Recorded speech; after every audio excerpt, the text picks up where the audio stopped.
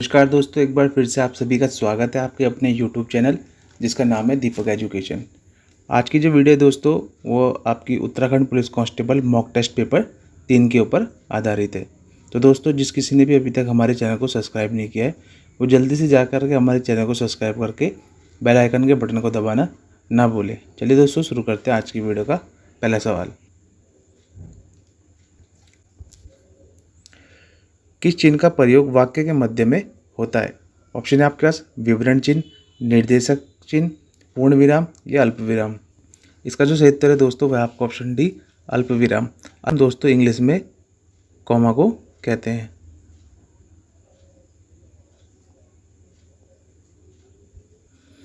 पूर्ण विराम दोस्तों इस प्रकार से होता है, जबकि निर्देशक चिन्ह आपका डैश के जैसा होता है। विवरण चिन्ह की बात करें तो यह आपका इस तरीके से होता है। चलिए दोस्तों, चलते हैं अगले क्वेश्चन की तरफ। अगला है दोस्तों, निम्न में से तत्सम शब्द है। ऑप्शन है आपके पास आग, पुष्प, मोर, दूध। इसका जो सही उत्तर है दोस्तों वह आपका ऑप्शन बी पुष्प दोस्तों आपका तत्सम शब्द है। इसके अलावा अन्य जो 3 शब्द हैं दोस्तों वो आपके तद्भव शब्द हैं, जबकि इनके तत्सम रूप की बात करें तो अग्नि इसका तत्सम रूप होता है। मोर का तत्सम शब्द जो है दोस्तों वो मयूर होता है। और दूध का दोस्तों दुग्ध दोस्तों इसका तत्सम रूप है।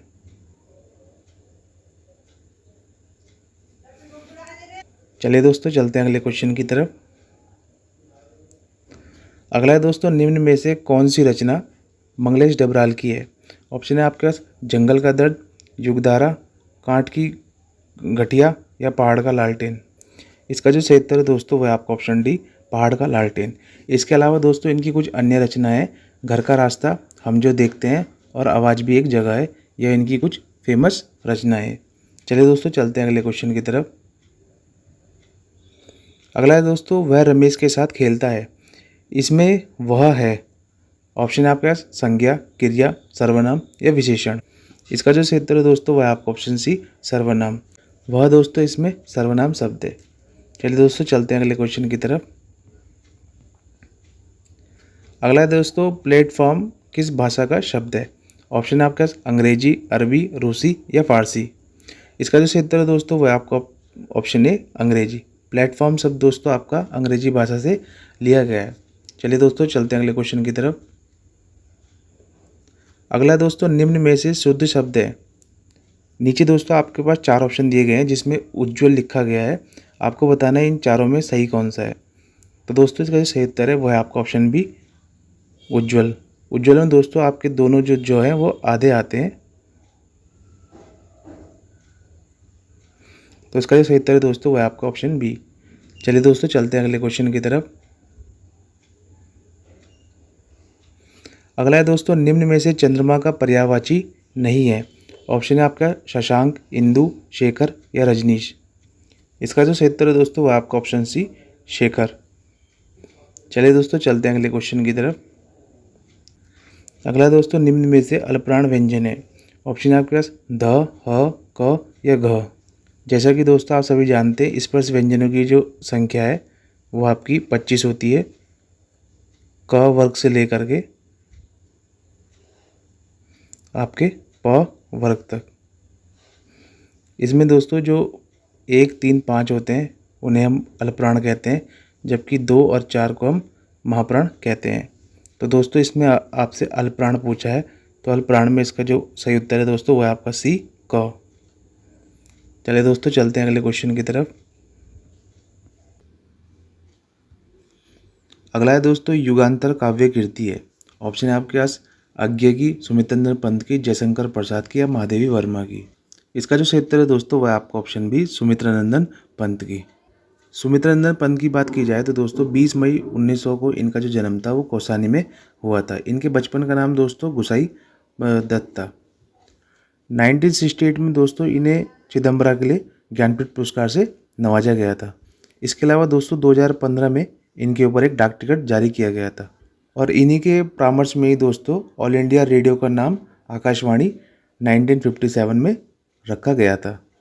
सुमित्रानंद पंत दोस्तों आपके छायावादी युग के कवि माने जाते हैं। एक दोस्तों 1938 में सुमित नंदन पंत द्वारा एक मासिक पत्रिका निकाली गई थी जिसका नाम था आपका रूपाब। चलिए दोस्तों चलते हैं अगले क्वेश्चन की तरफ।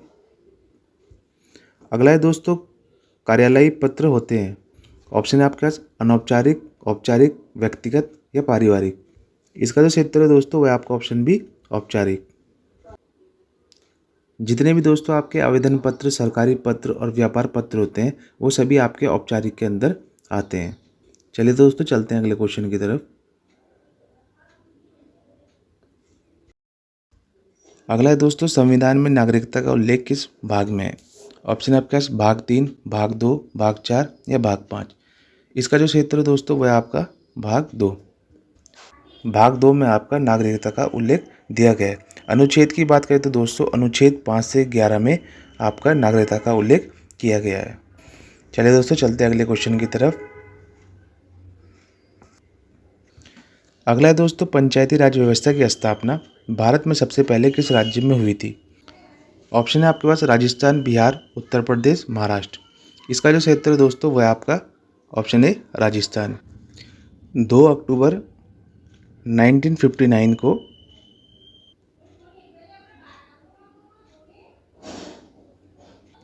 राजस्थान के नागौर जिले से तत्कालीन प्रधानमंत्री जवाहरलाल नेहरू द्वारा पंचायती राज व्यवस्था का उद्घाटन किया गया था।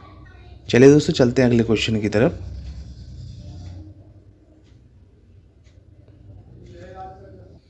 अगला है दोस्तों, प्रधानमंत्री उज्ज्वला योजना प्रारंभ हुई।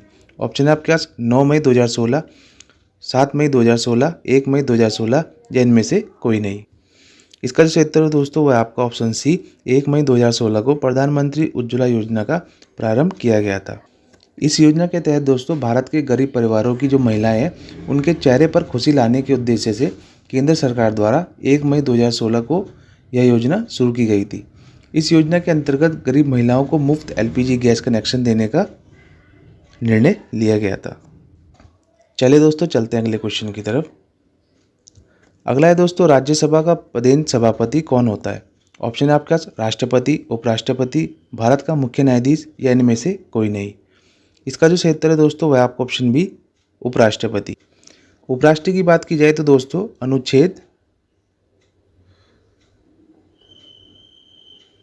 अनुच्छेद 63 में भारत का एक उपराष्ट्रपति होगा जिसका कार्यकाल जो है वो 5 वर्ष का होगा। इसके अलावा दोस्तों बात की जाए अनुच्छेद 64 की, इसके तहत दोस्तों उपराष्ट्रपति राज्यसभा का पदेन सभापति होता है। उपराष्ट्रपति पद की प्रेरणा की बात की जाए तो अमेरिका संविधान से ली गई है, जबकि इसके निर्वाचन की बात की जाए तो अनुच्छेद 66 के अनुसार उपराष्ट्रपति का निर्वाचन में संसद के दोनों सदनों के समस्त निर्वाचित और मनोनीत भाग लेते हैं। अनुच्छेद 69 की बात की जाए तो दोस्तों अनुच्छेद 69 के तहत पद एवं गोपनीयता की शपथ उपराष्ट्रपति लेता है। इसके अलावा दोस्तों बात की जाए इसके उम्मीदवारों की तो 20 इसमें प्रस्तावक और 20 अनुमोदक की आवश्यकता होती है। एक दोस्तों इसमें आता है अनुच्छेद 65। अनुच्छेद 65 के तहत दोस्तों उपराष्ट्रपति अधिकतम 6 माह तक कार्यवाहक राष्ट्रपति के रूप में कार्य कर सकता है। चलिए दोस्तों चलते हैं अगले क्वेश्चन की तरफ। अगला है दोस्तों, भारत के राष्ट्रपति द्वारा राज्यसभा में कितने सदस्य मनोनीत किए जाते हैं। ऑप्शन है 12, 14, 5, 11। इसका जो क्षेत्र है दोस्तों वह आपका ऑप्शन है 12। राज्यसभा की उल्लेख की बात की जाए तो अनुच्छेद 80 में राज्यसभा का उल्लेख किया गया है। इसके कुल सदस्यों की बात की जाए तो इसमें 250 सदस्य होते हैं अधिकतम। चलिए दोस्तों चलते हैं अगले क्वेश्चन की तरफ। अगला है दोस्तों, कोडरमा किस खनिज के लिए प्रसिद्ध है। ऑप्शन है आपके पास बॉक्साइट, लोहयस्क, अभ्रक या तांबा। इसका जो क्षेत्र है दोस्तों वह आपका ऑप्शन सी अभ्रक के लिए। कोडरमा की बात की जाए तो दोस्तों यह आपका झारखंड राज्य के अंतर्गत आता है। यह दोस्तों रूबी अभ्रक के लिए प्रसिद्ध है। यह दोस्तों अभ्रक की उच्चतम क्वालिटी की अभ्रक होती है। जिसे रूबी कहा जाता है। चलिए दोस्तों चलते हैं अगले क्वेश्चन की तरफ। अगला है दोस्तों, भारत में सूचना का अधिकार अधिनियम लागू हुआ। ऑप्शन है आपके पास 2002 में, 2010 में, 2005 में या 2000 में। इसका जो सही उत्तर है दोस्तों वह है आपका ऑप्शन सी 2005। भारत में सूचना का अधिकार दोस्तों एक ऐसा कानून है जो नागरिकों को सरकारी जानकारी तक पहुंचाने का अधिकार देता है। यह अधिनियम दोस्तों 2005 में लागू हुआ। इसका उद्देश्य दोस्तों सार्वजनिक प्राधिकरणों में पारदर्शिता और जवाबदेही को बढ़ावा देना था। चलिए दोस्तों चलते हैं अगले क्वेश्चन की तरफ। अगला है दोस्तों, निम्न में से कौन सी एक गर्म जलधारा है। ऑप्शन है आपके पास क्यूराइल, लैब्राडोर, फॉकलैंड या गल्फ स्ट्रीम धारा। इसका जो सही उत्तर है दोस्तों वह आपका ऑप्शन डी गल्फ स्ट्रीम धारा। गल्फ स्ट्रीम धारा दोस्तों आपकी गर्म जलधारा, यह दोस्तों आपके उत्तरी अटलांटिक महासागर के अंतर्गत आती है।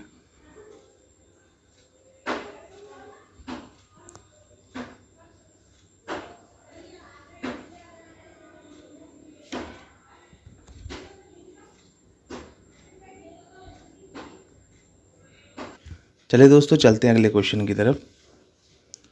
अगला है दोस्तों, एशिया का वह देश जो G8 का सदस्य है।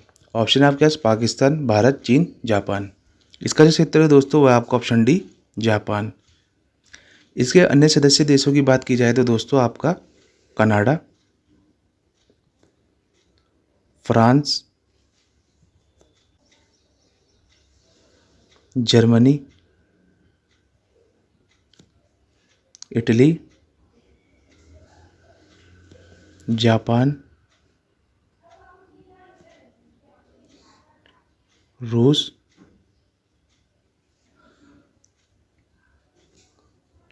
और दोस्तों यूनाइटेड किंगडम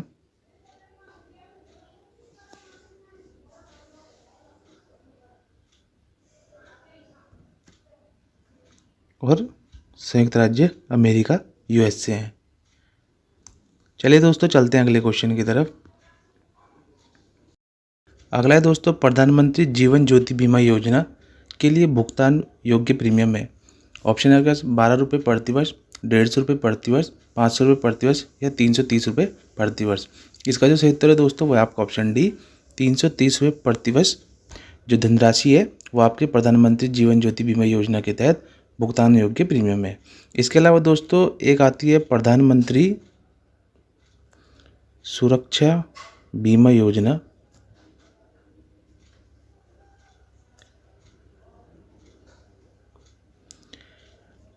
जिसकी जो प्रीमियम धनराशि है वो 12 रुपये प्रति वर्ष है। चलिए दोस्तों चलते हैं अगले क्वेश्चन की तरफ। अगला है दोस्तों, उत्तराखंड में सिडकुल मुख्यालय कहाँ स्थित है।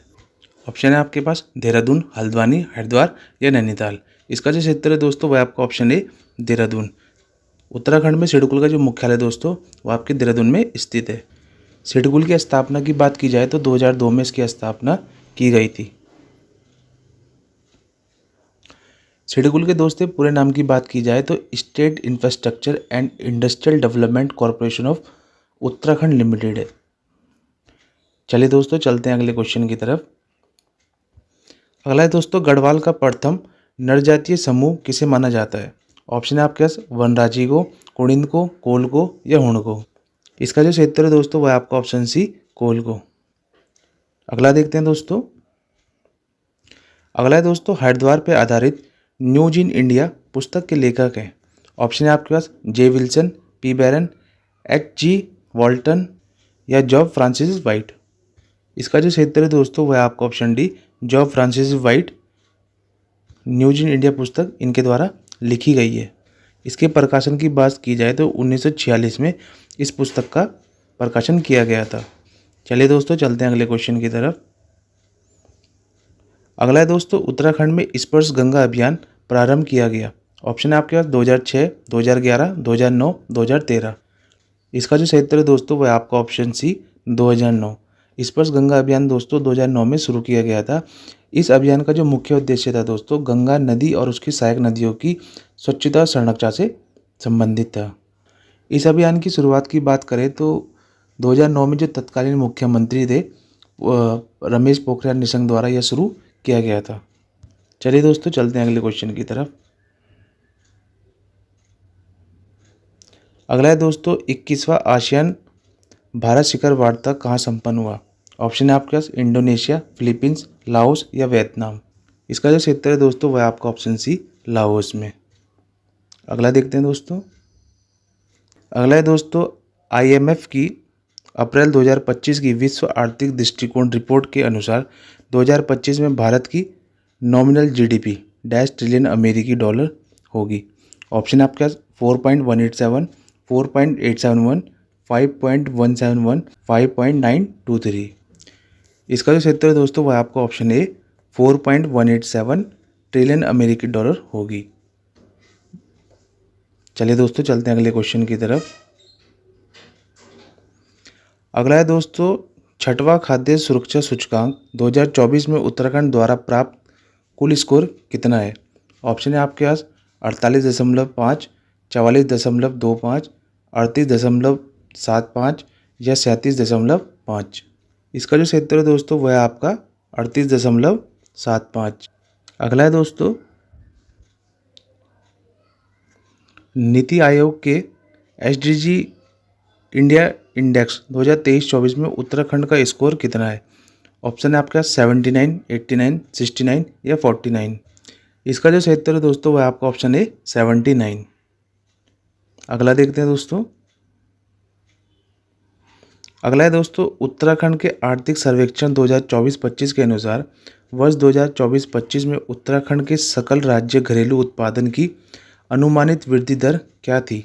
ऑप्शन है आपके पास 6.31%, 8.52% या 6.61% या 4.22%। इसका जो क्षेत्र है दोस्तों वह आपका ऑप्शन सी 6.61%। अगला देखते हैं दोस्तों। अगला है दोस्तों उत्तराखंड राज्य के बजट 2025-26 के अनुसार चारधाम सड़क नेटवर्क सुधार के लिए डैश राशि आवंटित की गई। ऑप्शन है आपके पास 20 करोड़, 10 करोड़, 15 करोड़ या 25 करोड़। इसका जो क्षेत्र है दोस्तों वह आपका ऑप्शन बी 10 करोड़। तो दोस्तों इसी के साथ ही हमारी आज की वीडियो समाप्त होती है। आप सभी को हमारी वीडियो कैसी लगी लाइक, कमेंट और सब्सक्राइब करके ज़रूर बताएं और अपने दोस्तों को आगे शेयर जरूर करें। धन्यवाद दोस्तों।